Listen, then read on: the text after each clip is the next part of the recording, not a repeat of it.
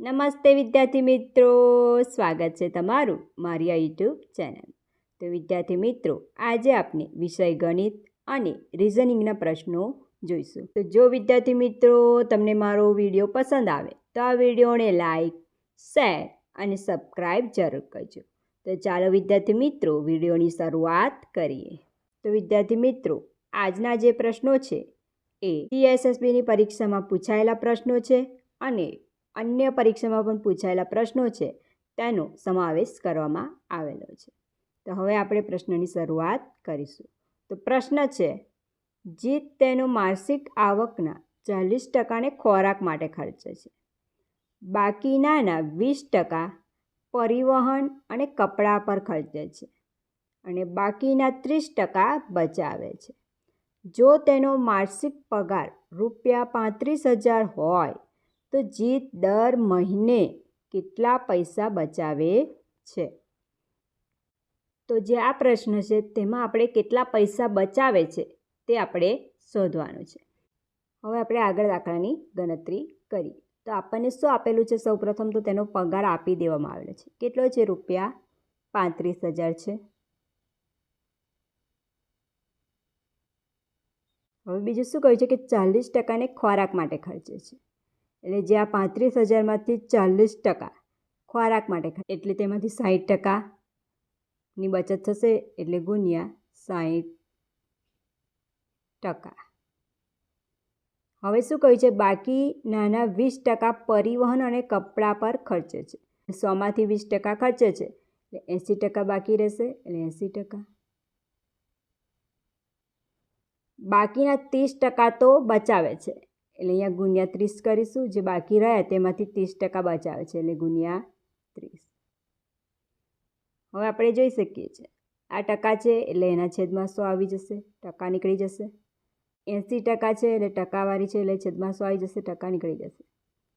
અહીંયા ગુણ્યા 30 એમાં પણ છેદમાં 100 આવી જશે, ટકા નીકળી જશે. હવે આગળ આપણે દાખલાની ગણતરી કરીએ. તો છેદ ઉડશે. હવે તો અહીંયા 3 શૂન્ય છે તો છેદમાંથી 3 શૂન્ય ઉડી જશે. હવે અહીંયા 1 શૂન્ય છે, 1 શૂન્ય અહીંયાથી ઉડશે.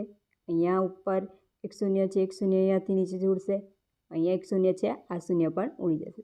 એટલે છેદમાં કોઈ પણ સંખ્યા બાકી રહેતી નથી. ઉપર જે સંખ્યા બાકી છે તે લખીશું. કેટલી બાકી રહી? 35 ગુણ્યા 6 ગુણ્યા 8 ગુણ્યા 3.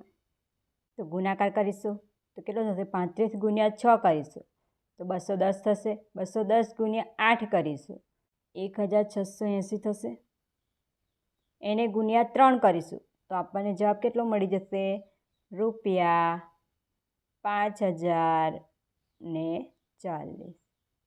તો જે આપણો જે જવાબ છે કે જીત દર મહિને ₹5040 પૈસા બચાવે છે. આગળનો પ્રશ્ન છે, 57% ડિસ્કાઉન્ટ સેલ પર એક વસ્તુની કિંમત ₹5,590 છે. તો વસ્તુની મૂળ કિંમત કેટલી હતી? આગળ દાખલાની ગણતરી કરીશું. તો આપણને ડિસ્કાઉન્ટ આપેલું છે 57%. હવે જે મૂળ કિંમત હશે એ 100% હશે એટલે 100% માઇનસ ડિસ્કાઉન્ટ કેટલું આપવામાં આવ્યું છે 100% પર? 57%. તો બાકી કેટલા ટકા રહેશે? 43% બાકી રહેશે. એટલે જે આ 43% છે, 43%એ કેટલી કિંમત ચૂકવી છે? 5,590. તો અહીંયા આપણે આ રીતે આગળ લખીશું. 43%એ ₹5,590 હોય તો 100%એ વસ્તુની મૂળ કિંમત કેટલી થશે? એટલે પ્રશ્નાર્થ ચિહ્ન. તો હવે આગળ દાખલાની ગણતરી ક્રોસ ગુણાકાર રીતે થશે. અહીંયા બંનેનો ક્રોસ ગુણાકાર થશે બરાબર 100 ગુણ્યા 5,590 છેદમાં 43. હવે આગળ છેદ ઉડાડીશું. 43 એકા 43, 12 વધ્યા એટલે 129, 43 તરી 129 અને આ શૂન્ય. આગળ આ રીતે લખાશે 100 ગુણ્યા 130 તો બરાબર કેટલો જવાબ મળી જશે? રૂપિયા 13,000. એટલે કે જે આપણો જવાબ છે મૂળ કિંમત કેટલી મળી જશે આપણને? રૂપિયા 13,000. આગળનો પ્રશ્ન છે, એક ચૂંટણીમાં માત્ર 2 ઉમેદવારો હતા. એક ઉમેદવારને 35% મત મળ્યા હતા અને બીજા ઉમેદવારની સામે 510 મતથી પરાજય થયો. તો થયેલા કુલ મતદાનની સંખ્યા શોધો. તો હવે આગળ આપણે દાખલાની ગણતરી કરીશું. આપણને શું આપવામાં આવ્યું છે કે એક ઉમેદવારને 35% મત મળ્યા છે. તો એક એટલે કે એક્સ ઉમેદવાર હશે તેને 35% મત મળ્યા હશે અને બીજા ઉમેદવારની સામે 510 મતથી પરાજય થાય છે. એટલે કે આ વાય ઉમેદવાર છે તેની સામે કેટલા મતથી પરાજય થાય છે? 510 મતથી એક્સનો પરાજય થાય છે. તો થયેલા કુલ મતદાનની સંખ્યા શોધો. એક્સ ઉમેદવાર છે એને 100%માંથી 35% મત મળ્યા છે, જ્યારે વાયને કેટલા ટકા મળ્યા હશે? 65% મળ્યા હશે. તો હવે આ બંનેનો તફાવત લઈશું, 35% અને 65%. તો તફાવત બરાબર 65 માઇનસ 35. તો કેટલો મળી જશે? 30% મળી જશે. આ 30% શાના મળે છે? જ્યાં 510 મત છે તે. એટલે કે જે 510 મતથી એક્સ પરાજિત થાય છે તે કેટલા ટકાવારી છે? 30% ટકાવારી છે. હવે આગળ દાખલાની ગણતરી કરીશું. તો હવે આ રીતે લખાશે કે 30%એ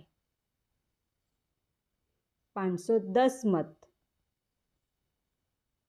પરાજય થાય છે તો 100%એ કુલ કેટલું મતદાન થયું હશે?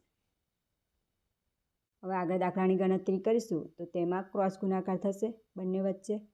તો બરાબર 100 ગુણ્યા 510 છેદમાં 30. તો આ શું જશે? આ શું જશે? 17 તરી 51. 100 ગુણ્યા 17 કરીશું તો જવાબ કેટલો મળી જશે? 1700. 1,700. કુલ મતદાનની સંખ્યા છે કેટલી થશે? 1,700 થશે. આગળનો પ્રશ્ન છે, જે આ પ્રશ્ન આપવામાં આવેલો છે તે પ્રશ્ન રિઝનિંગનો છે. તો હવે આપણે જોઈશું. પ્રશ્ન છે, નીચે આપેલ શબ્દોને અંગ્રેજી શબ્દકોશ પ્રમાણે ક્રમ અનુસાર ગોઠવો. એટલે જે આ 4 શબ્દો આપ્યા છે તે અંગ્રેજી શબ્દકોશ એટલે કે ABCDના ક્રમ પ્રમાણે ગોઠવવાના છે કે તેમના ક્રમ પ્રમાણે કયા શબ્દ સૌપ્રથમ આવશે. તો આપણને અહીંયા 4 શબ્દો આપેલા છે. તો આ 4 શબ્દોમાં 4 શબ્દોમાં પ્રથમ અક્ષર જે જી છે એ કોમન જોવા મળે છે. જી બધામાં જી કોમન જોવા મળે છે. પછી જે બીજો અક્ષર જોઈએ તો બીજા અક્ષરમાં પણ આર આર આર અને આર પણ કોમન જોવા મળે છે. એટલે તેના પરથી આપણને ખબર પડશે નહીં. હવે આગળ ત્રીજો અક્ષર જોઈએ તો ઈ આવશે, પછી એ છે, પછી ઈ છે અને પછી એ છે. હવે આપણને ખબર છે કે ABCDમાં સૌપ્રથમ એ આવે તો જે એ વાળો છે એવો ઓપ્શનમાંથી કોઈ એક સૌપ્રથમ આવશે. તો હવે આ બંનેમાંથી જોઈશું કે કયો અક્ષર સૌપ્રથમ આવશે. તો બંનેમાં હવે એ પછી બીજું શું કોમન છે? ટી. ટી પણ કોમન છે. આગળનો અક્ષર છે ઈ અને યુ. તો સૌપ્રથમ અક્ષર કયો આવશે? ઈ આવશે. અને જે 2 નંબર છે એ સૌપ્રથમ અંગ્રેજી મૂળાક્ષર પ્રમાણે આવશે, ગ્રેટ 4. અને બીજા નંબર પર કયા નંબરનો આવશે? Option number 4. 4 નંબર થઈ જશે ગ્રેજ્યુએટ. હવે બાકી કોણ રહ્યા છે? 1 નંબર અને 3 નંબર. બંનેમાંથી કોણ ત્રીજા નંબર પર આવશે તે જોઈશું. તો આર તો કોમન હતા, ઈ પણ બંનેમાં કોમન છે. જે પ્રથમ અક્ષર છે તેમાં એ આવે છે અને અહીંયા ઈ આવે છે. તો જે શબ્દકોશ પ્રમાણે છે તે શબ્દકોશ પ્રમાણે કોણ સૌપ્રથમ આવશે? એ. તો હવે આગળનો નંબર જે 3 નંબર પર કોણ આવશે? નંબર 1 છે એ 3 નંબર પર આવશે. ગ્રેટ. બાકી કોણ રહ્યું? નંબર 3. ગ્રેટ. એટલે આપણો જે ક્રમ છે એ ક્રમ અનુસાર ગોઠવતા કેવી રીતે ગોઠવણી થશે? 2 નંબર સૌપ્રથમ, ત્યારબાદ 4 નંબર, ત્યારબાદ 1 અને 3. તો આપણો જવાબ છે એ કયો બની જાય છે? 2 4 1 3. તે પ્રમાણે શબ્દકોશના ક્રમ પ્રમાણે ગોઠવણી થશે. આગળનો પ્રશ્ન છે, એક સાંકેતિક ભાષામાં ગીવનો સંકેત HHW હોય તો થેન્ક્સનો સંકેત કયો હશે? અહીંયા આપણને સંકેત આપવામાં આવેલો છે. તો જે આ પ્રશ્ન છે આપણે ABCD પ્રમાણે સોલ્વ કરવાનો છે. તો અહીંયા જે સંકેત આપેલો છે તે લખીશું સૌપ્રથમ. તો GIVEનો સંકેત એટલે ગીવનો સંકેત આપણને આપેલો છે HHWD. તો આ સંકેત કેવી રીતે આપણને મળે છે તે જોઈશું. તો અહીં આપણને G જોવા મળે છે. G પછી તરત શું છે? H છે. તો એટલે કે એકનો વધારો થયો એટલે H આવ્યો. G પછી તરત H આવે છે. હવે બીજો જે સંકેત છે એ કેવી રીતે મળે છે તે જોઈશું. હવે I છે, Iનો સંકેત છે H. તો અહીંયા આપણને I જોવા મળે છે. તો અહીંયા Iની આગળ H છે એટલે કે I પહેલાં H આવે છે એટલે કે -1 થશે. હવે આગળ જોઈએ કે આગળનો સંકેત કેવી રીતે મળે છે. તો Vનો સંકેત થાય છે W. તો આ V છે, ત્યારબાદ શું આવે છે? W. એટલે કે અહીંયા એકનો વધારો થયો કે V પછી W આવે છે. હવે આગળનો સંકેત જોઈશું. તો Eનો સંકેત D થાય છે. તો અહીંયા જોઈ શકીએ છીએ કે E પહેલાં D આવે છે. તો અહીંયા -1નો ઘટાડો થાય છે. એટલે જે આ સંકેત આપણને કેવી રીતે મળે છે? +1 વધારો, -1 ઘટાડો, +1નો વધારો, -1નો ઘટાડો. તો આપણને જે થેન્ક્સનો સંકેત છે તે પણ તે રીતે જ મળશે. તો હવે આપણે થેન્ક્સ માટેનો સંકેત શોધીશું. તો લખીશું THANKS. તો સૌપ્રથમ આપણે પ્લસનો વધારો કરીશું. તો ટી પછી તરત કોણ આવે છે? યુ. તો અહીંયા યુ આવશે. હવે આગળ શું કરવાનું છે? -1નો ઘટાડો. તો H પહેલાં કોણ આવે છે? જી. તો અહીંયા જી લખીશું. તો Hનો સંકેત થશે જી. હવે +1નો વધારો. તો એ પછી કોણ આવે છે? બી. તો એનો સંકેત મળી જશે બી. હવે -1નો ઘટાડો કરીશું. તો N પહેલાં કોણ આવે છે? એમ. તો -M એટલે કે Nનો સંકેત થશે એમ. હવે +1નો વધારો કરીશું. તો કે પછી કોણ આવે છે? એલ. તો અહીંયા કેનો સંકેત થશે એલ. હવે -1નો ઘટાડો થશે એટલે એસની આગળ કોણ આવે છે? આર.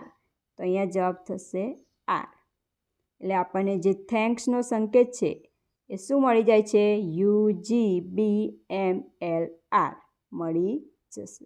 તો જો વિદ્યાર્થી મિત્રો તમને મારો આજનો વિડીયો પસંદ આવ્યો હોય તો આ વિડીયોને લાઈક, શેર અને સબસ્ક્રાઈબ જરૂર કરજો. મળીશું એક નવા વિડીયો સાથે.